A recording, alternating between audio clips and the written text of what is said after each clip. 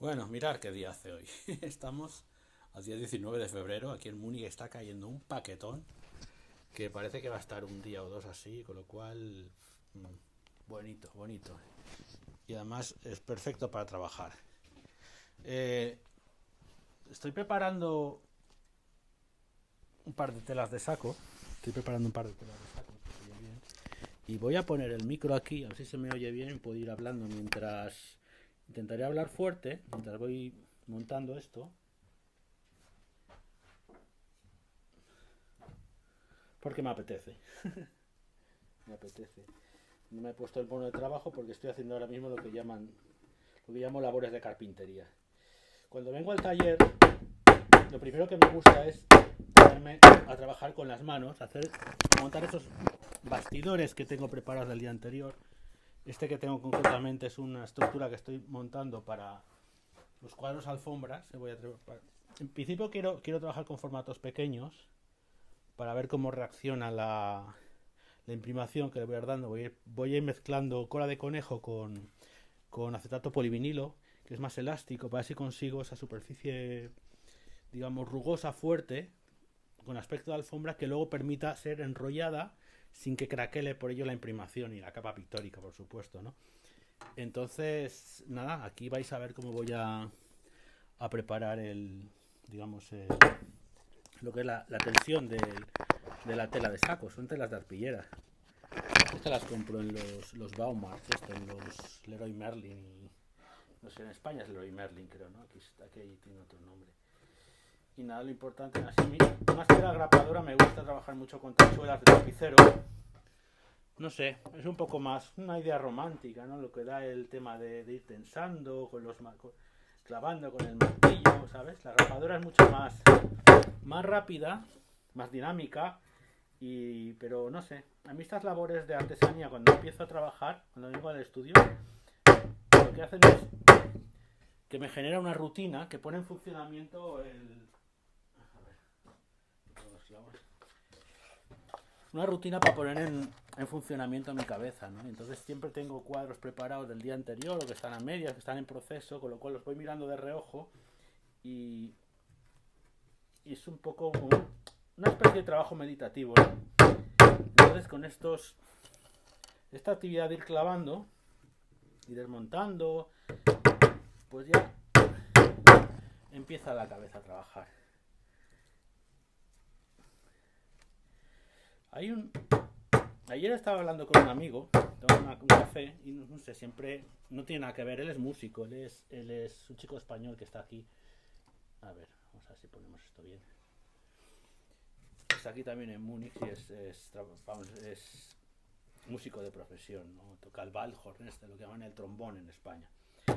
Y no sé, estábamos hablando de las trampas que hacen los artistas, los pintores muchas veces, y cómo camuflan cosas que no tienen ningún problema no tenía ningún problema en decirlo, que trabajan así, en, que se aprovechan de ciertas, digamos, facilidades tecnológicas, técnicas,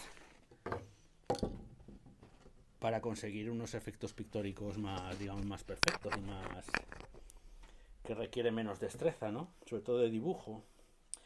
Estoy hablando de las proyecciones. Yo desde que estudiaba en la carrera había compañeros pintores que nada, hacían pintura realista y lo que hacían era sacaban fotografías, diapositivas y luego con el proyector las proyectaban sobre el lienzo, repasaban con el lápiz en ya digamos lo que era la forma, la silueta para luego pintar, ¿no? Y pues luego realizar un trabajo de pintura encima. ¿Qué pasa? Que muchos se avergonzaban, muchos ocultaban, muchos se veía que ese recurso era porque se perdía lo más valioso, lo más importante que hay para mí, en el que es el proceso del dibujo. El partir de un espacio, de una estructura en blanco, de un papel en blanco, de un bloque en el caso de la escultura, un bloque de piedra, de madera, en este caso el dibujo,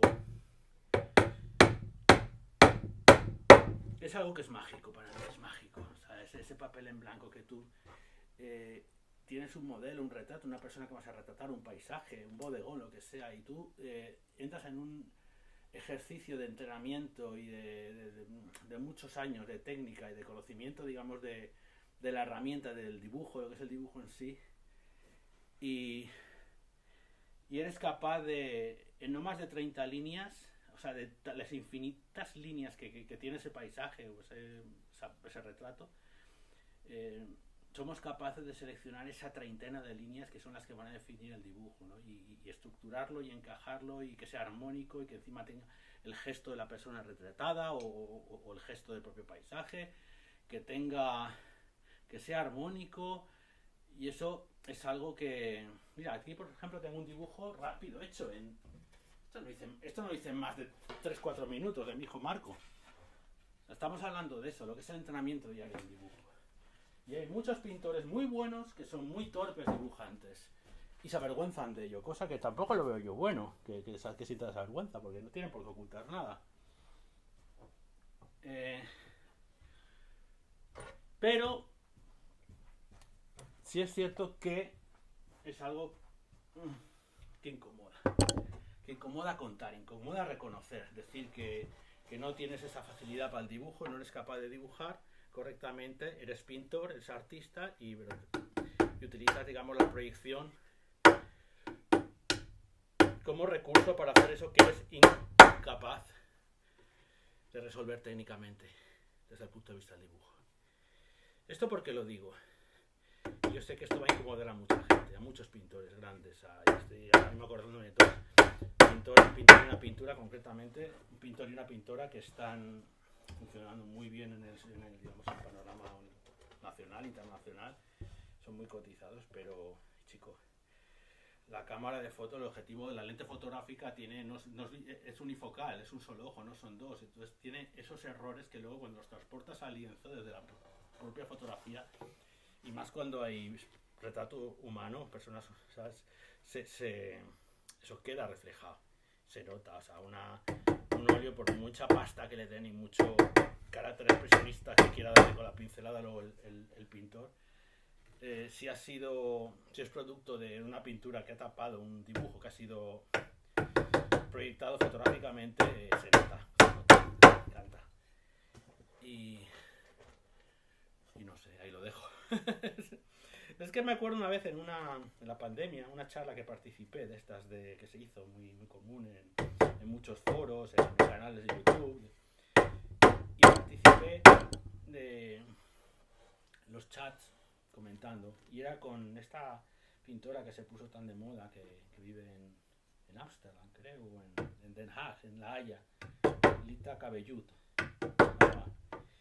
que hace unos cuadros impresionantes, muy relacionados con el mundo de la moda. Me parecen unas figuras impresionantes, grandes, y luego encima que trabajadas con mucha pasta pictórica, con mucha materia, pero se nota que trabajas sobre una foto. Entonces yo le hice la pregunta, un poco iba con picardía, un poquito, los reconozco, la lancé como a la leche, porque quería ver su reacción.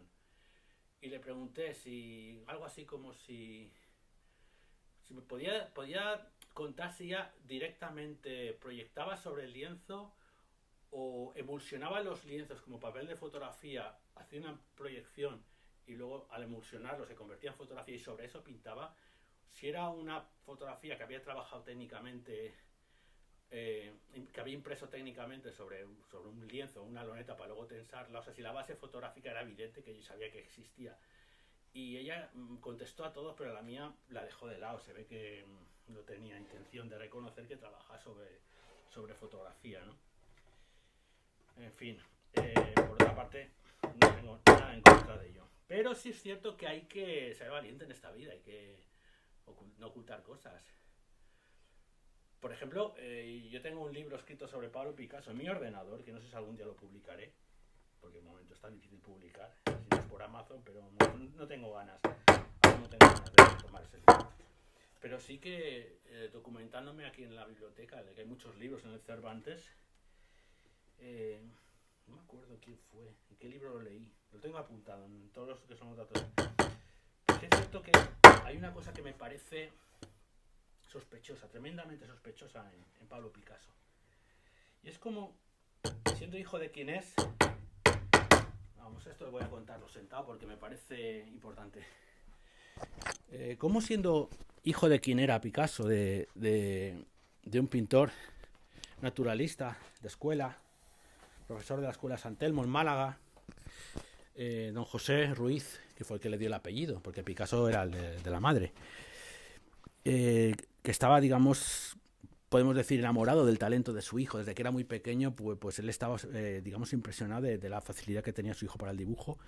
Y una familia en la que había un ambiente de pintura y artístico, y se conservan dibujos de Picasso hecho con 5, 6 años, 7 años, o sea, de chiquitín y de muy buena calidad, muy buena factura. Aunque es cierto que cuando uno ve mucha pintura se da cuenta de que ahí hay pinceladas que no son de un niño. Y está claro que en muchos sobre todo los de las palomas que hay, el padre ha metido alguna que otra pincelada. Las magistrales yo creo que vienen de parte del padre. Eso nunca lo sabremos. El tema es que este señor, Pablo Ruiz Picasso, destruyó mucha obra que no le convenía. Él tenía programado ser el mejor artista, el mejor pintor del siglo XX y de los mejores de la historia, y tenía programado y tenía en su mente una estrategia para ello, y quería, digamos, que ser, digamos, como la contraportada del libro que cierre la historia de la pintura contemporánea clásica, que empezó el Renacimiento hasta él. Y claro, para eso tenía que construirse su genio, o sea, su imagen de genio. Eso se empeñó, un tío muy astuto, con muchos dotes mercantiles también y de gente, y tenía todos los ingredientes necesarios para llegar donde llegó, sin la necesidad de ser un excelente pintor. Joder, sí que lo es, pero quiero decirte, a mí lo que me choca es que en una familia, como digo, en la que el arte era tan valorado, un padre pintor, en la que el niño tenía tanto talento y el padre lo apoyó, ¿sabes? Cómo se conservan tan pocos dibujos. Claro, llegó un momento cuando ya empezó a darse cuenta, a ser consciente de que estaba construyendo, digamos, proyectando un mito, una leyenda, un hombre superdotado, un ser superdotado para la pintura, pues que habían ciertos dibujos que delataban que la calidad que él trataba de vender no correspondía. O sea, ciertamente todos tenemos dibujos que han sido cagallones, y él se desharía de muchos de ellos, interesadamente. Esto tengo clarísimo. Por eso se conservan. Es extraño que se conserve tan poquitos dibujos. Me imagino a los padres guardándolo todo lo que hace el niño lo guardan, porque es todo de tan buena calidad, y se conservan, nada, no llega a la decena de obras de su infancia.